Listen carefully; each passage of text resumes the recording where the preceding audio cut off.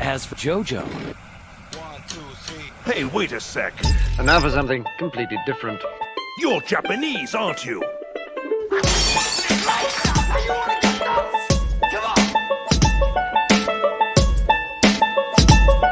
I do is I look a woman up and down and I say, I'm coming to join you! Bitch!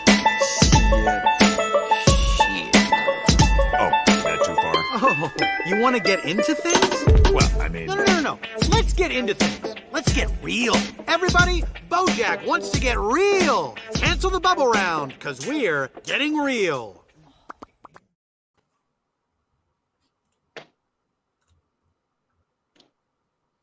Is anybody else lagging?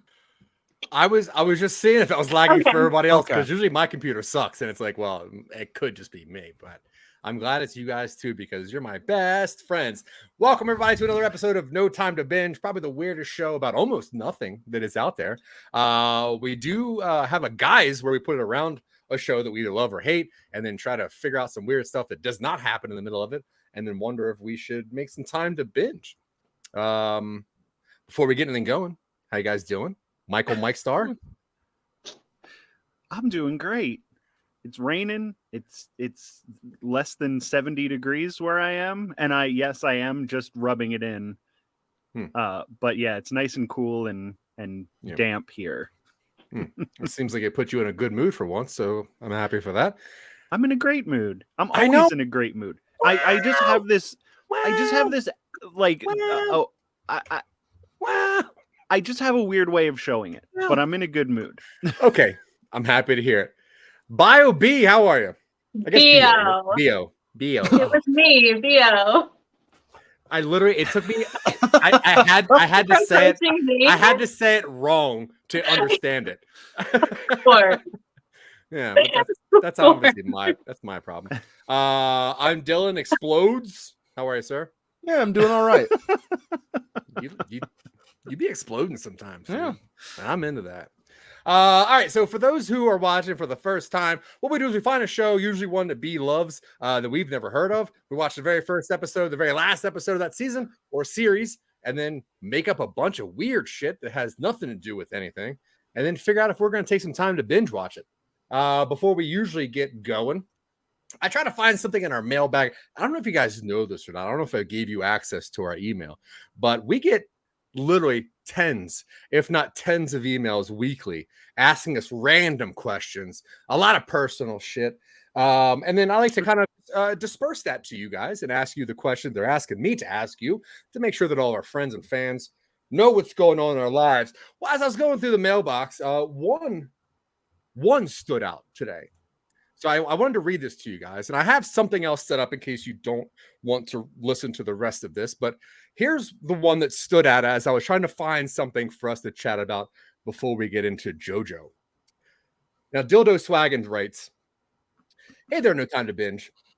Being that this is one of my favorite shows about what it's not supposed to be, I thought it'd be okay to ask for some advice. Recently, my partner and I have been having some real issues communicating and finding things in common. My first course of action was to ask your advice, but then I thought a little bit more and decided to create a game show based on her favorite things, movies, impressions, and the Kentucky Derby. So instead of focusing on my relationship and how to be a better partner myself, I decided to spend countless hours creating a movie trivia game specifically catered to frustrate Dylan." Thank you very much, Dildo Swaggins. This is an elaborate email, and I appreciate this.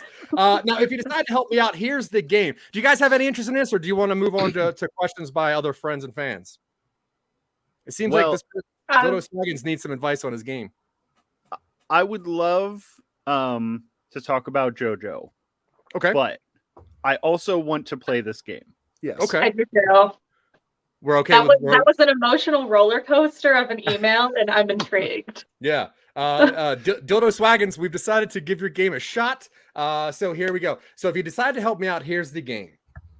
And with so many celebrities needing to be richer and richer, we have an endless stream of movies that do not exist. And I'll give you a movie synopsis, a character's name, and a notable hairstyle. And if you correctly answer with no help at all, you'll receive 10 plus 1 points. So 11 in total. And if you need assistance, you have 4 forms of help. You can ask for the villain or best friend.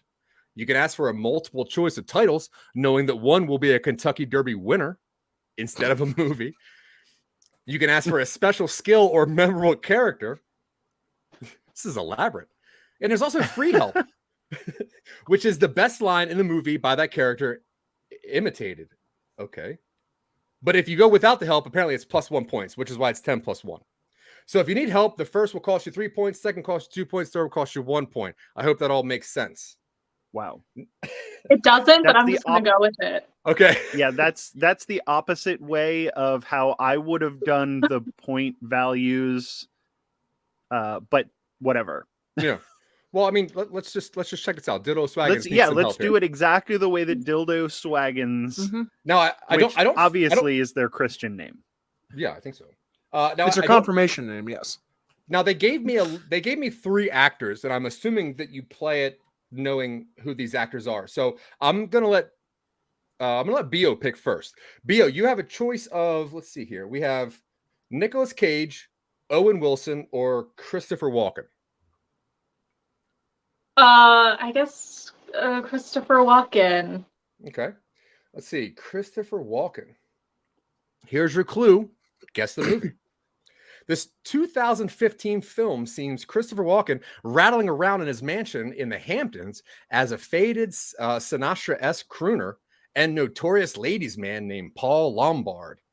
We'll see him welcoming his punk rock daughter named Jude, as he stews over the acclaim that eluded him into his career and the trial of romantic wreckage that left in his wake. Now, apparently, this movie also has normal Christopher Walken hair, slightly fuzzier sideburns, and he wears a scarf very well. For 11 points, B, do you happen to know this movie? Not even a little bit. What? Okay. So here's your help. So you can ask for the villain / closest relationship. Okay. You can ask for a multiple choice of titles, knowing one is a Kentucky Derby winning horse. I want to do that one. Okay. So your multiple choice is number 1, The Power of Few.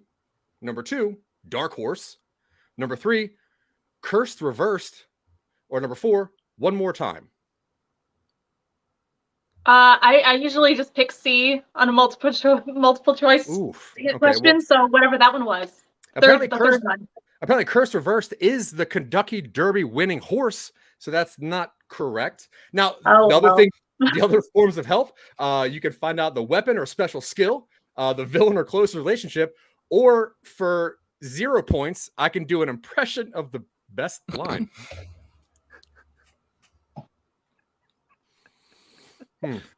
But if you don't get the impression, you get +1 point. So that's up to you.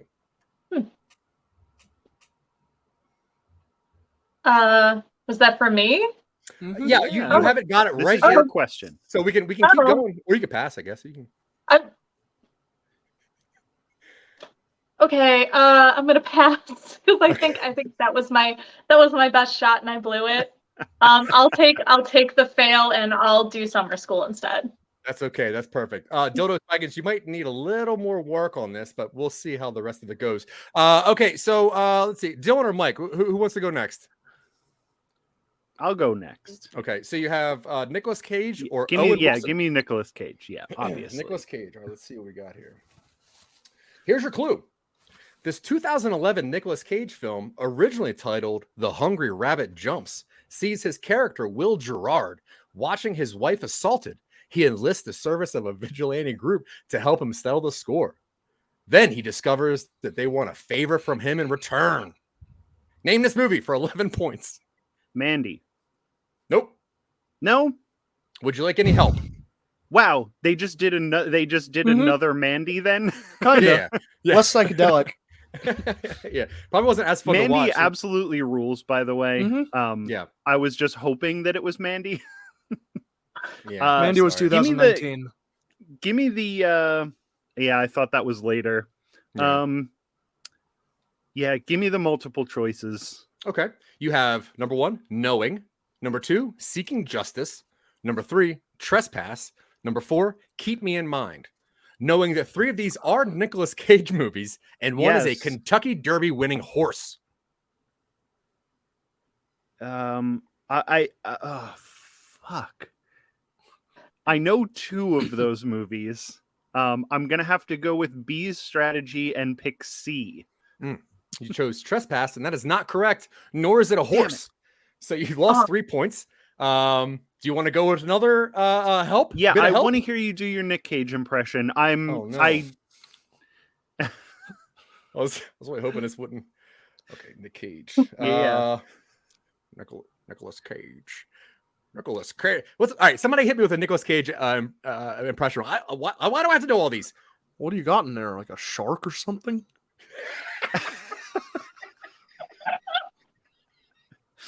make those eyes real big though. I need to see those big Nicolas Cage Nicholas eyes. Cage. Okay, here's the line in my best Nicolas Cage voice, knowing I'm sweating profusely. Nicolas Cage. You're in character. Wait. Do it again, Dylan. Do the shark thing. The shark thing specifically, or a different thing? Well, a different thing, but Nicolas Cage voice. I'm gonna steal the Declaration of Independence. Perfect. Okay. Nicolas Cage. Only if it's a noun, and that word has to equal weight, like Homeland Security. And if it's a principal modifier in the first word, then you better keep it in lowercase. I still don't know it. I just wanted to see you do the impression. Oh, Okay, for 0 points. Okay, so I guess we're just gonna move on since we're never gonna get this. All right, Dylan, you get Owen Wilson. So here's your clue. Based on New York Times bestseller, this is 2017 Owen Wilson vehicle sees this character Nate tell the incredible, inspiring, and heartwarming story of August Pullum, a boy with facial differences who enters the 5th grade, attending a mainstream elementary school for the first time. In this film, we see Owen Wilson with his normal, longish, beautiful hair, slightly more feathered, with no facial hair. Drillbit Taylor. Oof, sorry, incorrect. Drive Angry. More incorrect. Your multiple Ghost Rider choice 2 is Spirit of Vengeance. nope. Somehow colder. Multiple choice. 1, No Escape. 2, Wonder. 3, Messier. 4, Bliss. Messier. Sorry, Messier was a Kentucky Derby horse. His weapon or Wonder. special skill, Dildo Swaggin says, his weapon or special skill, although Wilson's dog dies, the character of note is Augie's facial deformity is also called Treacher-Collins syndrome, if that helps you with this movie. Is it Wonder? It is Wonder. Yeah, Good job. Oh, man. I remember the I- trailer for that, and I was surprised that Owen Wilson was in a movie in 2017. Yeah. Yeah. I would like to know where Dildo Swaggins' partner gets the good taste to have Christopher Walken and Nick Cage, but then also have Owen Wilson movies like in the same sort of category. It's the reason they're on hard times. I mean, obviously, their communication is not at its apex right now, so that's why they need our Yeah. help. Okay, so knowing that this game is a rough version to get these two lovebirds back together, Bio, do you think this is a good way for people to get together? I think it's a good way to break up. That's all I got for you. Rework the entire thing from the beginning. Yeah. Get better taste and girl. Get better taste in Or women. boy. I don't think we boy. mentioned the gender of the partner. Well, it's Just- Dildo Swaggins. I guess that's true. Just It's not like very- love. You deserve better than this. Yeah. So, Yeah. so I assume Dildo Swaggins was a woman for some reason. really, I read Dildo this as a Swaggins. man. You know what? I can But see it. I don't. Now that you say it, I guess I can see it That as was well. that was my name on AIM for a while. So yeah, All right. who knows? Oh, so this was just sent in by B. What the hell? You said wanted this. us to play your game. God, you got me all sweaty for nothing. You just want to hear my Christopher Walken impression. What was that Christopher Walken line? I say this is I do want to hear your Christopher Walken It was Dark impression. Horse, wasn't it? No, this movie was called One More Time. Oh, not it the was Katy also Perry biopic, it's also with the Dark Horse. where it's Walken also plays with Katy Perry. Amber Heard. yeah, The best. I thought I saw that movie and it was pretty decent. Yeah, I mean, if Walken's doing crooner stuff, I'm in. And apparently the best line. I think that this is a good game, but you have to get a little bit less obscure with these movies. Make it an easier game, then it'll be more fun. As it is, this was this was rough. Yeah. Okay. Yeah. Pretty- For movies that don't exist, they should pick less known movies. You're saying Yeah. more obscure. No, less Okay. obscure. Less No, obscure. make the game easy so that Make it's it more easier. fun to play. Yes. Oh, okay. So it's not about movies that don't exist because that doesn't matter. Make it about movies that you Yes. definitely know, so it could be easier for you to play. Yeah, then it's more fun. Then you're talking Okay. about the movies rather than Yeah. like being mad at each other because you've made up some shitty Owen Wilson movie. That's fair. All right. Well, let's hop into JoJo because that's why everyone's here. And JoJo, technically season 3, which if you're watching on Netflix, you really got to pay attention to how you're doing this. Because I think Netflix has this season 2. But they also now put in that thing where you can go by title of the series. So you can pretty easily see that you're watching the right one. And we're watching Stardust Crusaders, right? Season 3, episode 1, Stardust Crusaders, a man possessed by an evil spirit. Michael, please tell me what this episode is about. Possessed by an evil spirit. They have to have said 73 times during this episode. During this 23-minute episode, they said evil spirit 600 times. It's true. I counted. Man gets arrested. Something happened first, but I don't remember what it was. The maybe most irritating lady character I've ever seen portrayed just completely gets shit on by everyone and then just is like, I love you anyway, you men who are all very mean to me. Yeah. I was offended by this woman. Is a saint. You take that back. She's perfect. She is too nice. She is too nice to these shitty men in her life. She needs to get a little bit rougher with these boys. Yes, but she's also perfect. She's wonderful, but she's wonderful. She's a a good lady. pushover. Yes. I felt bad for her. Should. So they go to the jail cell. The stand comes out. They bring another guy with a stand.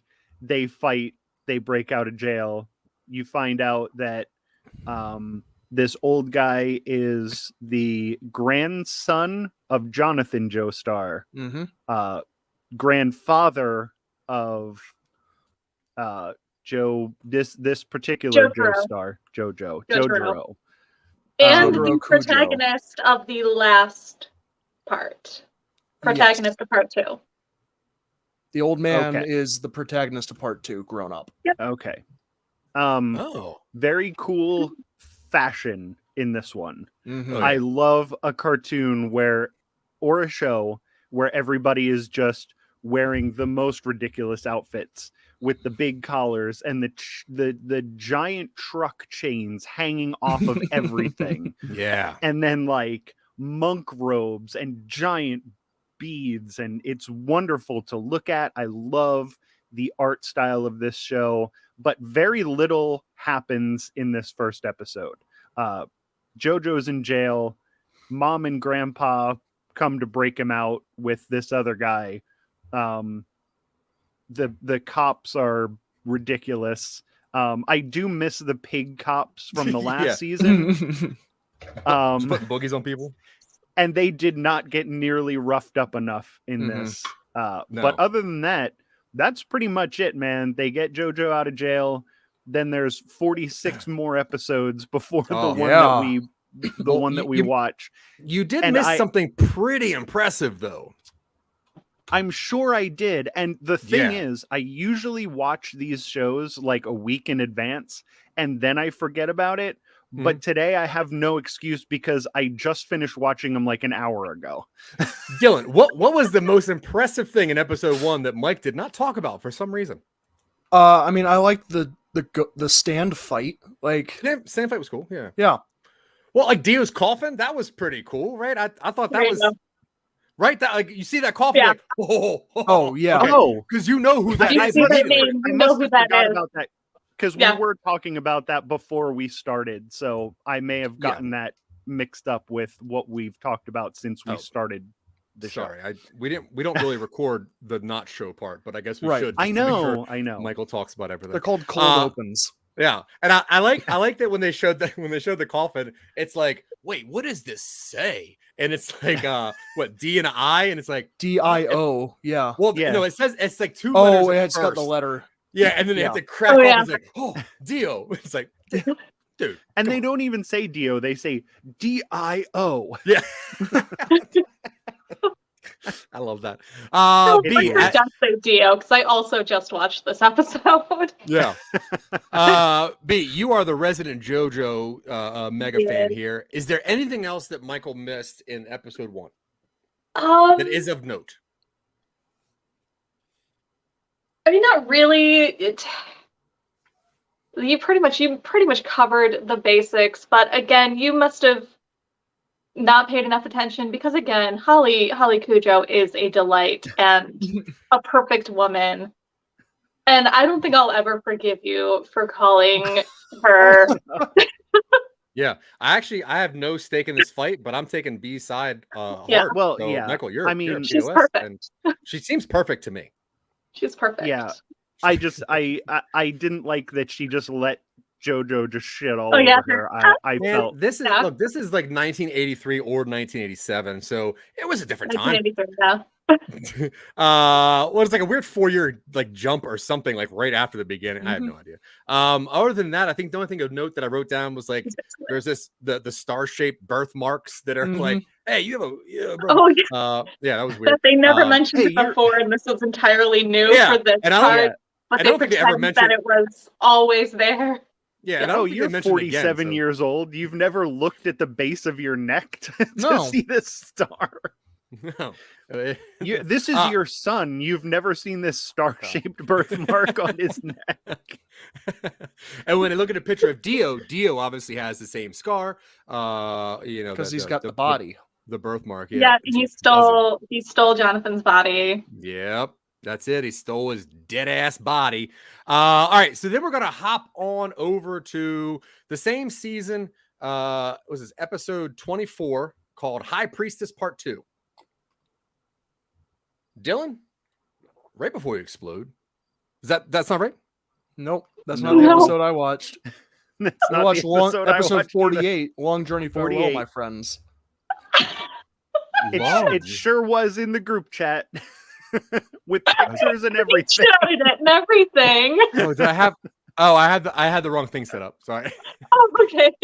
That was the end of the Okay. first half of the season. Yes, no, it was. Which I accidentally watched because I didn't know which ones to watch at first. Oh. So that was the first one I watched. All right, so we're gonna get Okay. on down to episode 48. There we go. Supposed to do? Sorry. Okay. Ooh. The farewell journey, farewell friends. There you go. Dylan, my bestest of friends. Before you explode, what is this Mhm. episode about?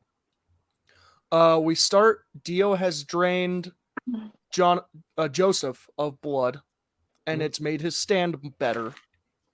So they fight a bunch.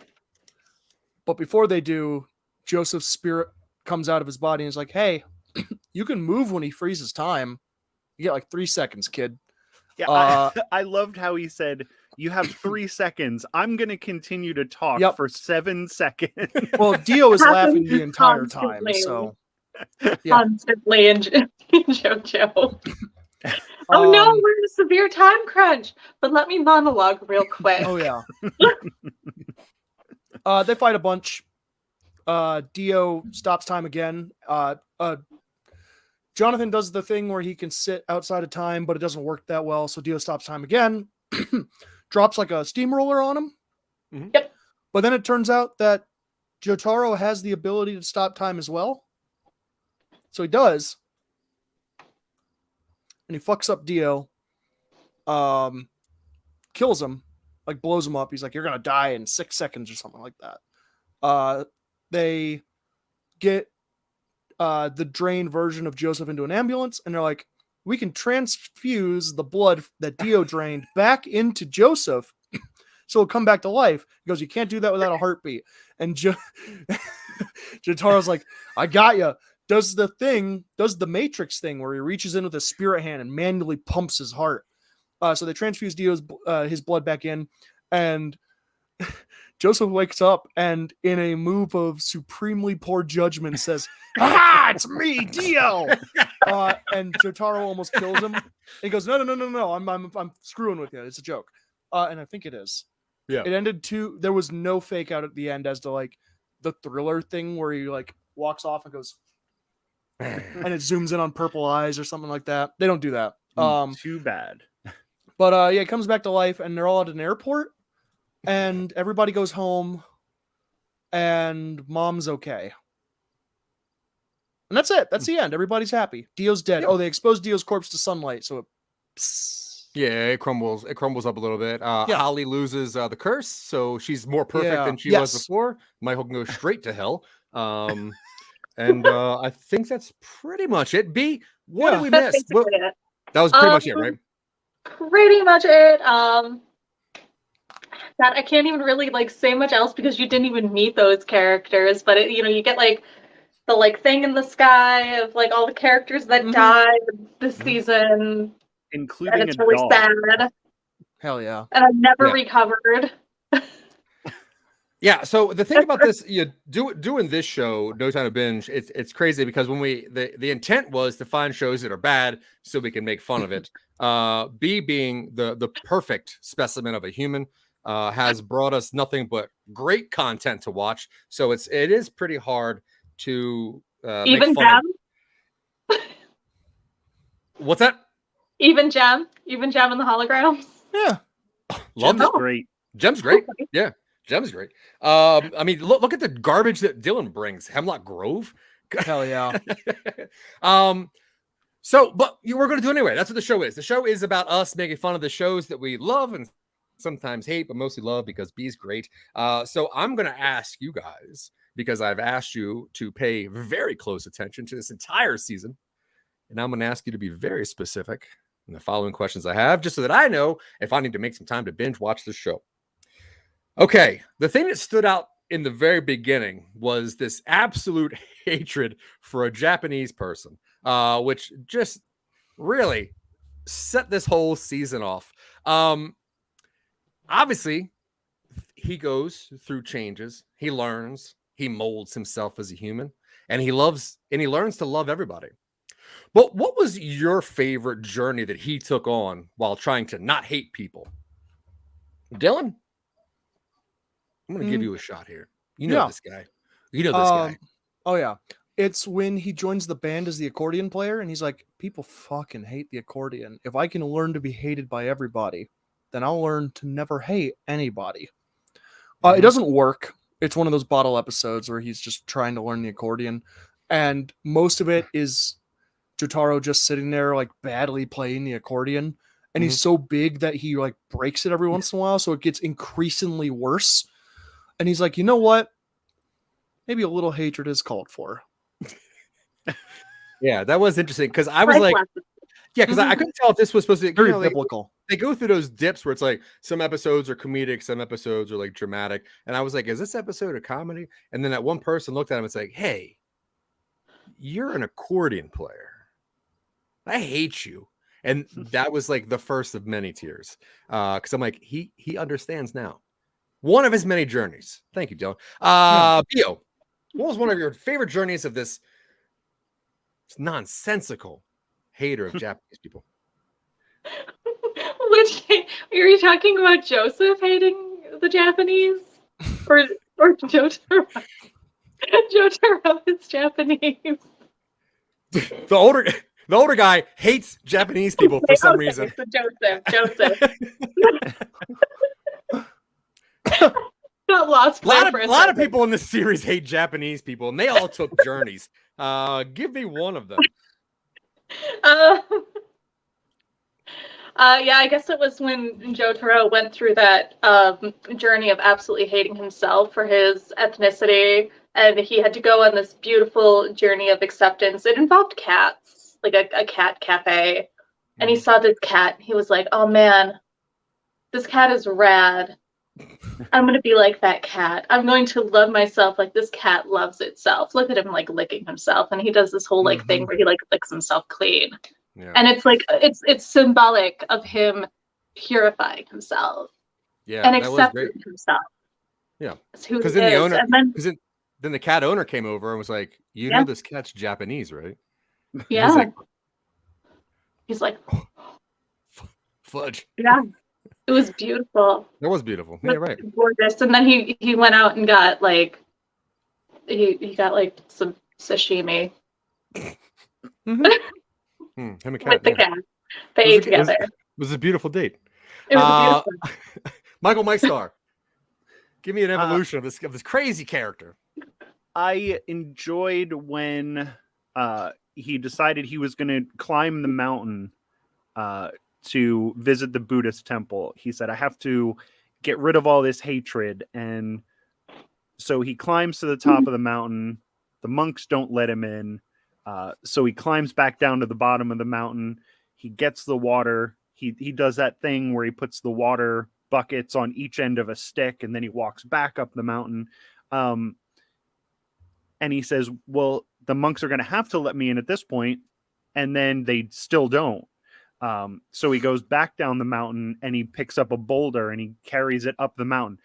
So many trips up the mountain with heavier and heavier things, and they keep not letting him in. And then he just says, well, I guess I'm just going to keep hating Japanese people then. And then he does. And like, he didn't grow.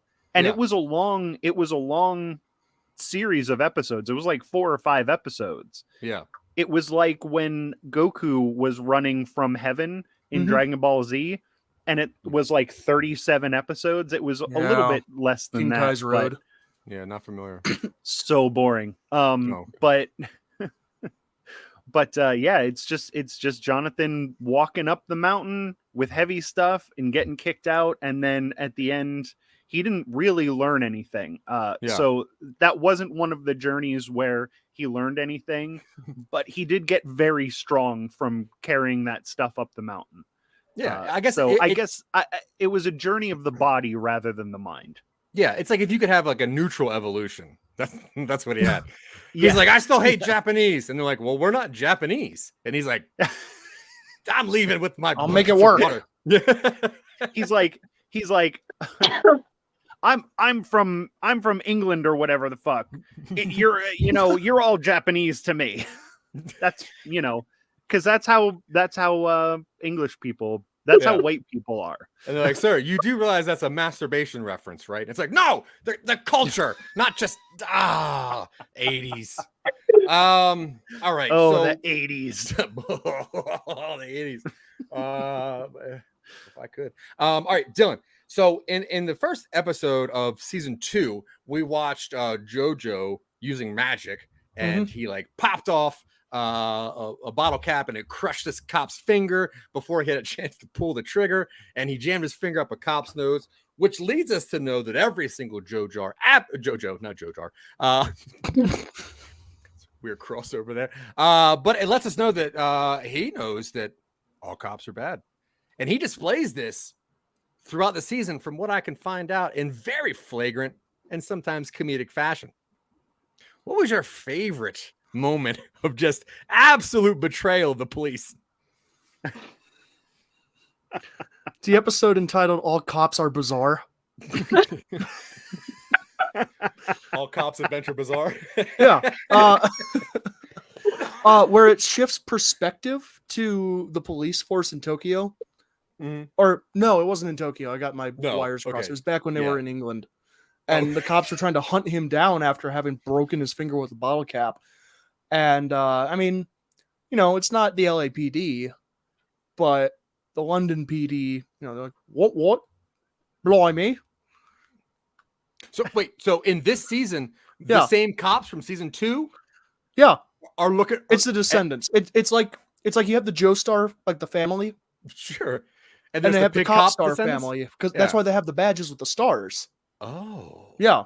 Because that's like a star scar or a star birthmark. No, I don't think Skarsgård was in here. I knew it. I accidentally set you up, and I heard it. I heard it when I said it. But it's the one where it presents like as if it's a normal episode of JoJo's Bizarre Adventure, but all of the characters are police officers.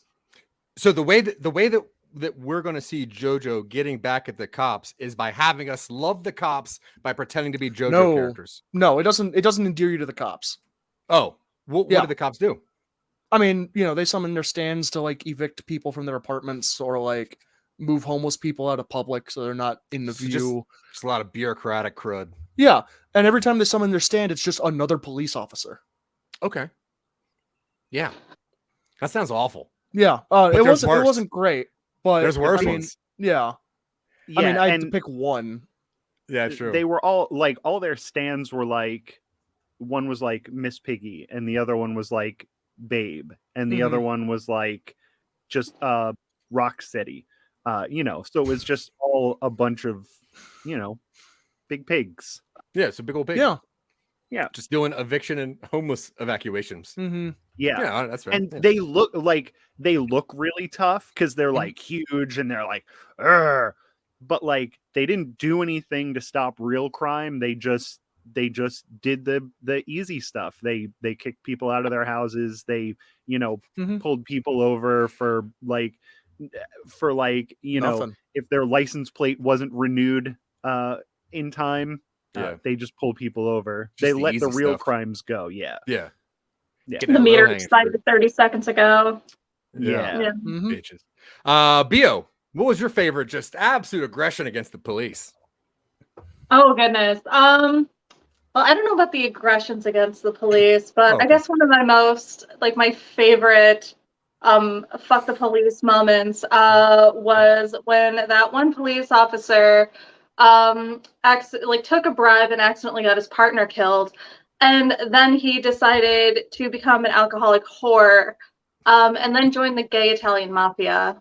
That was my favorite. Oh yeah, I tell you, I would watch a whole season of that guy because that was interesting. Because I was like, wait a minute, is he going to turn Japanese soon?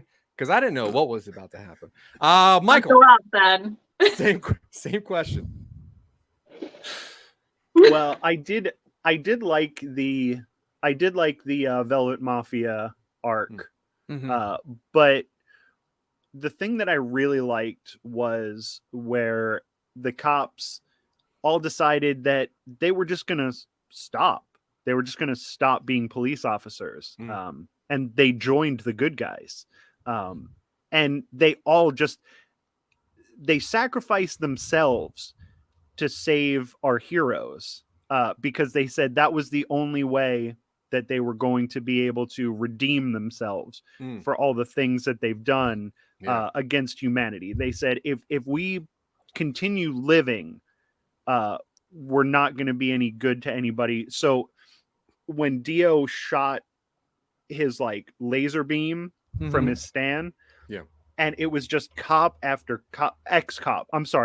They were good guys at this point, but they're just jumping in front of the beam and making the beam smaller and smaller and smaller and smaller and smaller.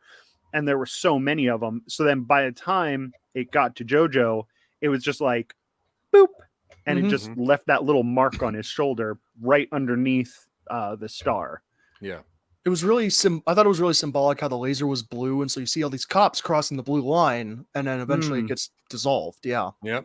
I tell you. And if there's one thing I learned from Michael in our chats is that he loves a good police comeback story. Loves a redemption arc. I wish the cops could have more Cinderella stories because I want to like them. I do. All right, so let's see. I do wish the cops could have more Cinderella stories and change their ways. Yeah, and their shoes. So when we first see Dio in episode, because it's Cinderella story, it's a glass shoe. Right? Yeah. No, I picked it up as I made the expression. boy. Okay. Okay. All right. If Dylan would have said it, it would have been funny.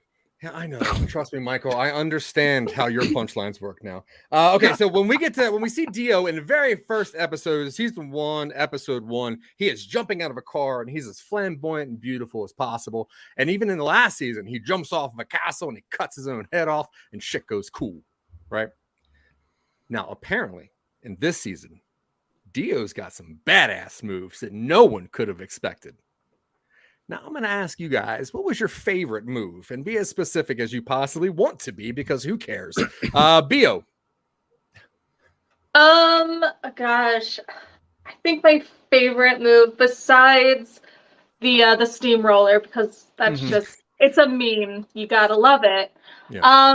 Was probably when he like stopped time and like did like this crazy thing with his face where he like did his makeup really, really fast, and then like at the very end he like turned to the camera and he's like, "It's Mac."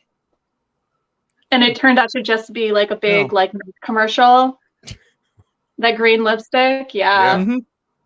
And But from what honestly, from what I he understand, sales sold of me that. because I have that lipstick in my makeup case right now. So it was it was an effective ad campaign, gotta say. But yeah, that was probably my favorite move right there because he looked snatched.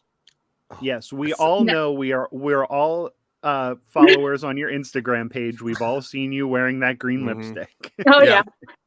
Yeah, which apparently is the one that Jack Black wore in the one episode of the season. That So one that's why it had episode, yeah. cross Mhm. contamination. Well, that's Cultures. where Dio got the look from. Yeah. He stole that look. Just straight up Jack Black. Yeah, Tenacious Yeah. Dio.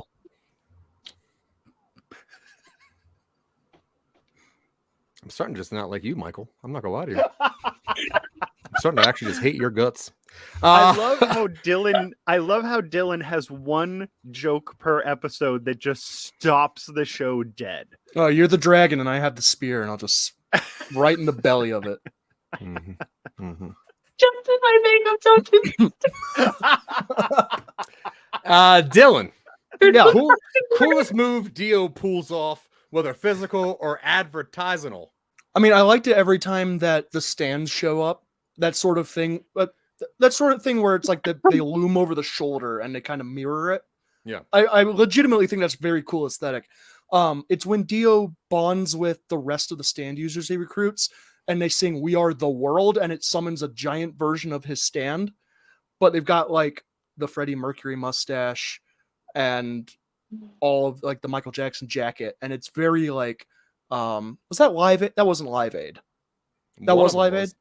Not with the jacket, but don't Freddie call Mercury. that a Michael Jackson jacket. Yeah, nope. Because that was a Freddie Mercury undershirt. would have nothing to do with Michael Jackson. No, he wore a. Oh, he they wore, weren't both on that. You're right. He It's wore been a very long ribbed time. undershirt. No, ribbed yeah. tank undershirt, I don't know. and a lot of leather sleeves. I like it when like a bunch of people pool their, lend Dio your energy, and then they sing "We Are the World." Yeah, because that's the name of his stand. That was a pretty solid move from what you kept telling me about this season. Yep. Michael, how about you? Coolest move, physical, musical. What do you got? Mine was also makeup related. Mm-hmm. It was when he got the makeup, he stole the look from Jack Black, and he said, "You know what? This is going to be my look."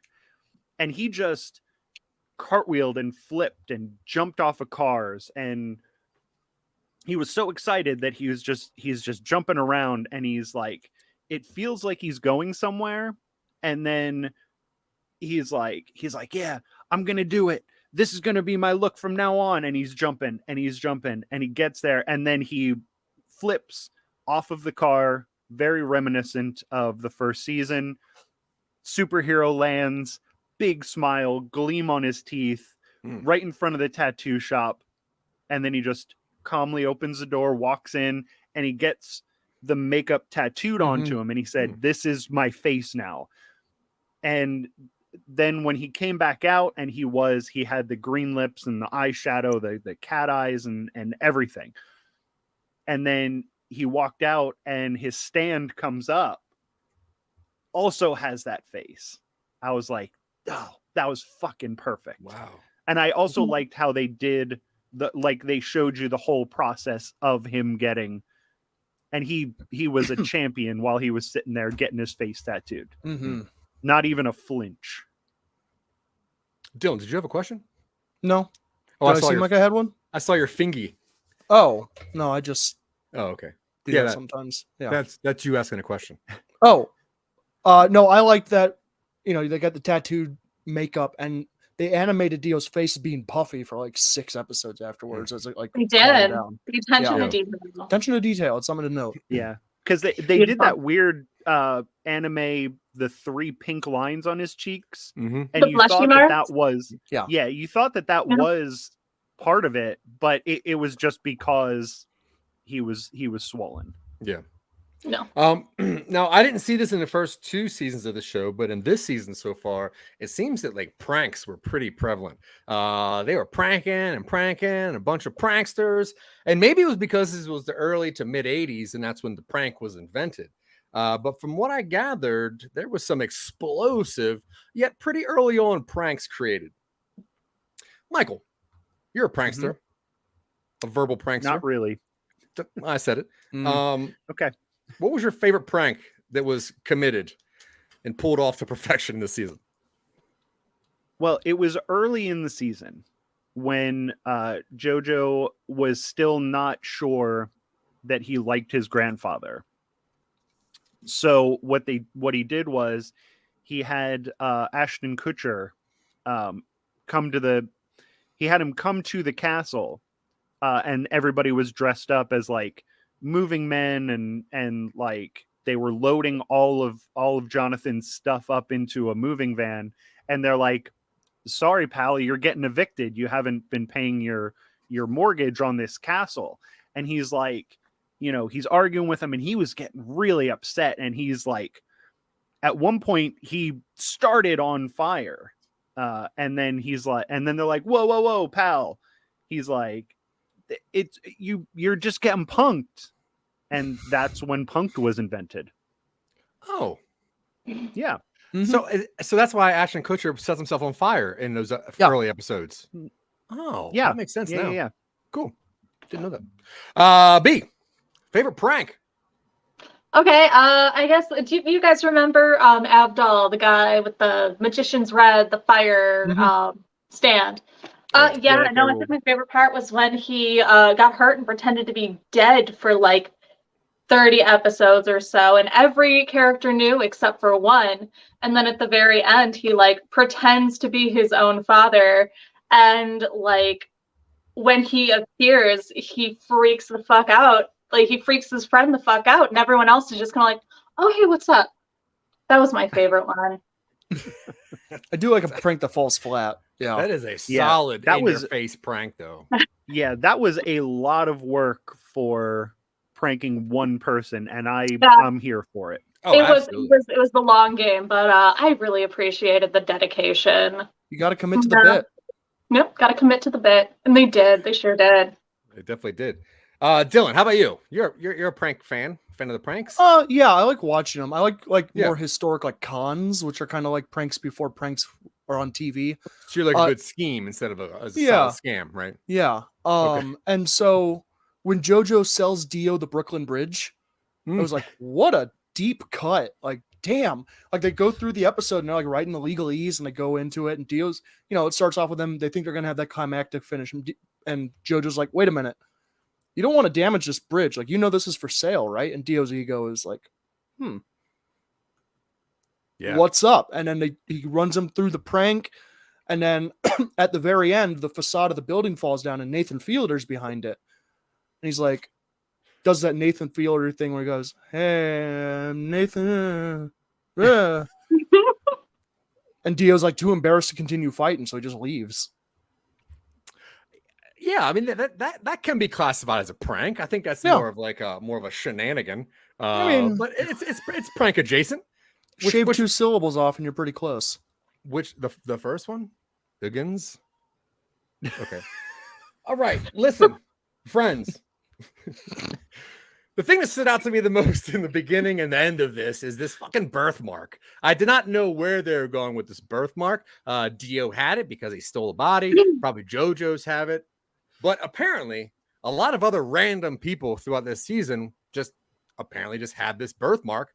And from what I can understand, they had to put them down because they weren't in the storyline. I'm not sure if I'm accurate about that.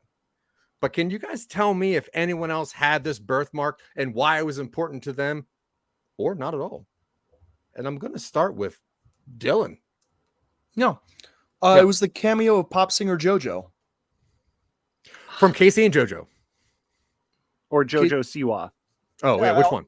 I think this was before JoJo's Siwa was famous enough to be in a TV show. It was the one who sang the Get Out song, Get Out Right Now, It's the End of You and Me. That one. Oh. You any of you familiar? No, I know which one you're talking about. Okay. Yeah. They go through and they find other historic JoJo's and they're like, I guess she's the only one we can find. Any good at fighting? She goes, no, I'm a pop singer. I'm also like 14. Like, oh, yeah, okay, we'll leave you out. It was just a weird little cameo. Apparently she's a huge fan. They just let her go away? Mhm. Just wander off into the woods all birthmarked up? Yeah. Yeah. Nice. Yeah, Right, where pop cool. singers go to retire. Idaho, probably. Michael, how about you? Give me somebody that had a birthmark for some reason. Probably none. Well, it was JoJo Siwa. They did go through and find all, but she was like 4 and she didn't really have the birthmark. Her parents took her to the tattoo place, the same one that Dio got his face done at. Mm-hmm. And they said, look, we know that these JoJo's are famous and all of the famous JoJo's have this birthmark. We need to give our daughter this star birthmark. And they said, this child is 4 years old. We can't tattoo them. But then they just gave him an extra $20. Like you would think that like to get a tattoo artist to do something that illegal, that they would have had to do more than just slip them a 20. But $20 they tattooed. And then as soon as they walked out of the tattoo parlor, and she's crying because it hurts. I mean, it's a tattoo and she is a 4-year-old. And then as soon as they walk out of the thing, that's when Dio flips and does his superhero landing, and she's just under his foot and he just explodes her. Just crushes her. Yeah. And does he keep the piece of skin that has the tattoo on it? Or just leaves all that mess there? Well, no, I mean, it was on the bottom of his shoe. Oh, okay.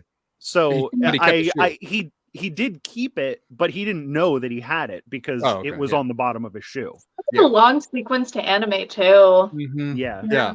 It's like And when you all step slow on motion. dog poop and then you're like, what is that smell all day long? And then you finally take your shoes off and you're like, oh, it was that. Yeah. Yeah. I don't like when that happens. No. Me neither. No. Bio. Yeah. I think my favorite one was when Jonathan's dad, like the zombie, but it was more like a skeleton, really. But for some reason, he still had the birthmark, but he came back as like a zombie for some reason in Egypt, and it's like, you were buried in the UK. What are you doing? But he comes back and he's like, I'm gonna eat your brains, but very delicately because I am a gentleman. And everyone was like, what is going on here? And then Dio's like, Dad? And he's like really upsetty spaghetti, but then he crumbles to dust because he's like a 100-year-old skeleton walking around in Egypt. Yeah. And that was the end of that. It was really, really bizarre and kind of out of the blue. But it was like a blink and you'll miss it moment. Yeah. And I appreciate it. Yeah. I love the callback to really cover their bases here. Like, he definitely had a star birthmark if you look closely in the first season. Definitely had that. We're not making this up as we go at all. Oh, classic Lucasing his own project. Oh man. Okay, people love to retrofit shit like that. Shit fitting. Like Star Wars. Retro or not. Yeah, for real. So you get birthmark skeleton. So we got time for one more question, and I'm gonna let you choose the question. Because I have two. Fighting or fashion? That's what I want to know. Shit. Either give me your best full-on attire piece of fashion, or the weirdest fight that happened in this season. Fight or fashion? I'm gonna start with Michael on this one. I mean, it was fashion. Okay. I loved the one guy, even though you know how in post-apocalypse like movies and video games, they always make their like armor out of like road signs and whatever they can find, and they just sort of make stuff into it. Well, even though it wasn't post-apocalypse, the one guy, what was his name? He wasn't a Joestar. He was a flow star. He was from the rival. He was from the rival family, and he was just like going around and like knocking people out and taking their clothing, and then he just had like layers upon layers upon layers of clothing, and it's like, all right, I know that this show loves layers and accessories, but he's just like, he's wearing 14 shirts and, 8 jackets, and they're all popped collars, and they all have like gold chains and earrings hanging from them. And then he's wearing like pants over top of shorts, over top of Lululemons, with like knee pads on and construction helmets, with like top hats over top of them, with baseball caps on top of that. And it's like, at one point he's too clothed to fight, and then he just gets killed because he can't move his arms. So they're like, well, what? And then they just throw him off a bridge. But he looked really cool when he was falling. Yeah, you're like, that fashion should not work, but boy, does it. It did. I don't know how it worked, and I think that's why it stuck out to me, because this should look stupid, but this art style makes it look awesome. B, fighting or fashion? I mean, I usually do go fashion, right? It's true. But I mean, I guess fighting this time. Like, what specifically about fighting though? Like, my favorite fight, my favorite. Oh man, okay. I guess just your favorite fight. My favorite stand fight was when they fought the baby. No, hear me out. Remember the baby, right? The baby that could like go into your dreams and like fuck you up in your dreams. It was like a Freddy Krueger situation, but he was a fucking baby, and like only one person like remembered that there was this baby, and he's trying to convey it. He's like, no, baby stand, and people are like, no, baby sleep. And he's like, no, baby stand, like baby has a stand. No one gets it. Meanwhile, the baby is fucking up the party in its sleep. It's an evil baby, and no one got it. It was great. That was a fight. That was a fight. It's a fight, okay. But it was in like a dream, dream sequence. It was like a dream, and they had their stands in the dream. Yeah, it was fucked up. This show is incredible. Yeah. Dylan, fashion or fighting? It's the combination episode where the fake clothing store has the buy one get one store sale, and everybody goes and start fighting. I mean, I was just a huge fan of the Fojo's Mojo Go Go Bogo like throwdown.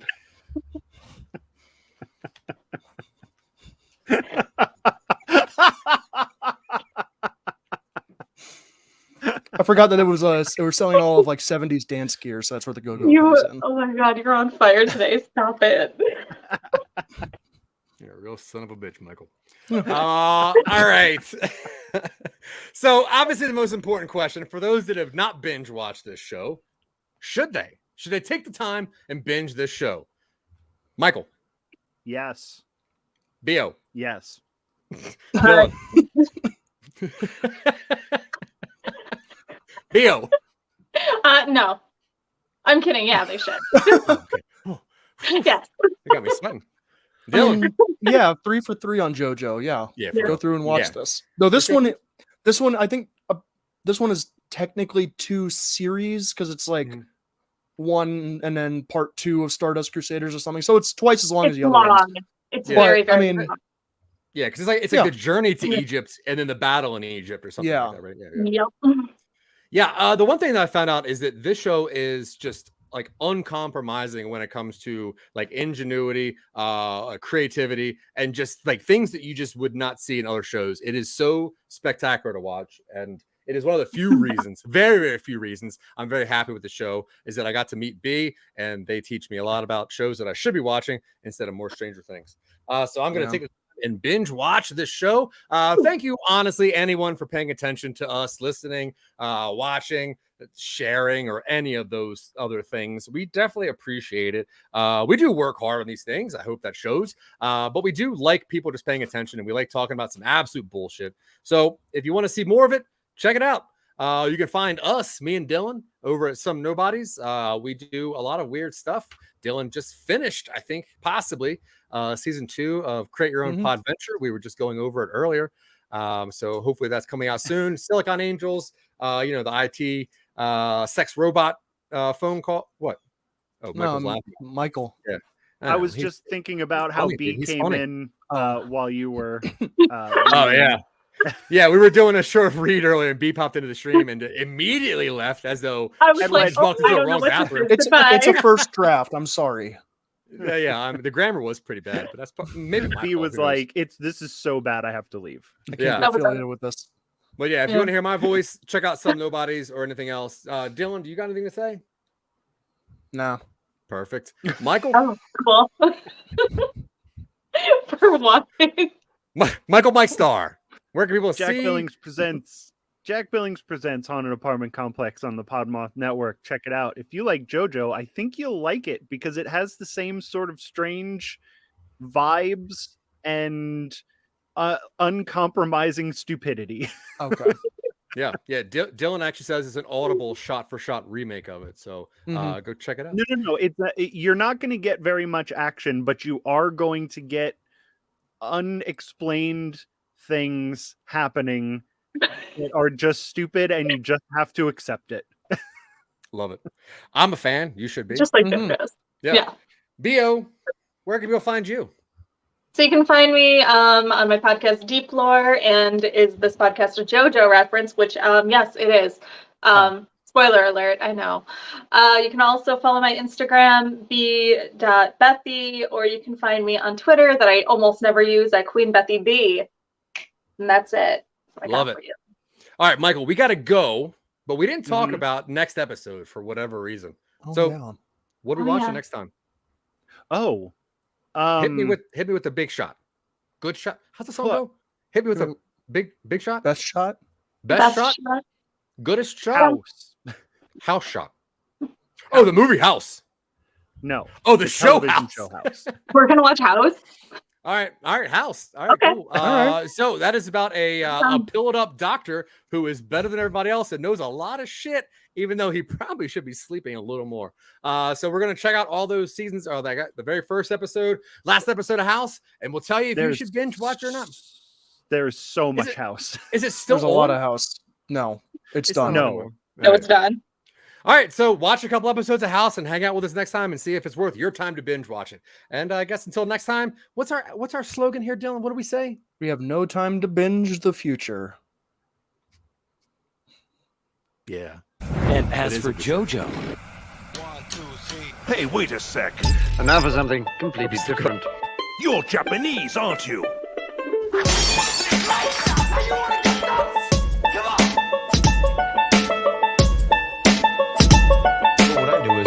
I look a woman up and down and I say, I'm coming to join you, bitch. Shit. Oh, is that too far? Oh, you want to get into things? Well, I mean... No. Let's get into things. Let's get real. Everybody, BoJack wants to get real. Cancel the bubble round, because we're getting real.